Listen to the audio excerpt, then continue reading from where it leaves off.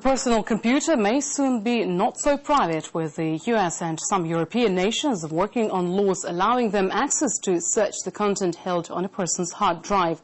And President Obama's administration is keeping unusually tight-lipped on the detail, which is raising concerns among computer users and liberty activists, as Anastasia Churkina reports. Almost everyone owns a music player and a laptop. But what if the government decided to allow itself to get into these personal devices, and for no specific reason whatsoever? In extreme secrecy from the public, the United States is hammering out an international copyright treaty with several other countries and the European Union.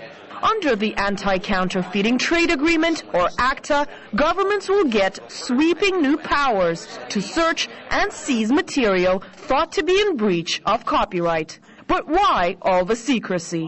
While the Obama administration calls this national security, Richard Stallman, prominent American software freedom activist, calls it a secret war on sharing. We wouldn't like it if we knew. They're trying to do policy laundering. Democracy gets bypassed, and they can do to us whatever they want. I can only guess that it's going to be nasty, because if it weren't going to be nasty, they wouldn't need to keep it a secret. Up until now, the breach of copyright has been a civil matter. The Obama administration seems to now want to criminalize it. And even though recent reports suggest that on average, more than 800 illegally copied songs can be found on a teenager's music player, this has hardly ever been seen as a reason for national security concerns. One of the things the treaty is said to be aimed at is peer-to-peer sharing, meaning passing on software from one user to another. But what it will do on a larger scale is let Big Brother watch you, however this time on a completely different level. Leaks of the text suggest that border guards will get unprecedented powers to search travelers without warning. They will be able to go through, copy, and confiscate any digital material a person has on their laptop. That means music, movies, and games, as well as any other personal material. I've heard people compare your computer and the files on there to going through your underwear drawer.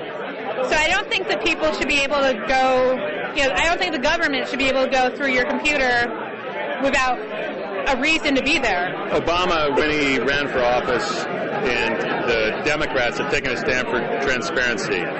This legislation or this trade agreement is completely against it. The countries working on the treaty don't include important international players like China, Russia, and Brazil. Some say modern America is being overtaken by a culture of surveillance. Just generally using the internet as it's intended should not be something people should be afraid of. And I think that ACTA, again with its sort of culture of surveillance, encourages and is designed to, put fear into people who are just trying to, use the internet for perfectly legitimate purposes.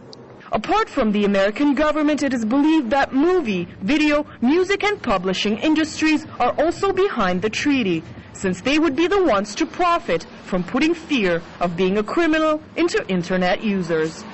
American civil liberties organizations have repeatedly asked for the details of the talks on the treaty and the document itself to be made public by the Obama administration, but to no avail.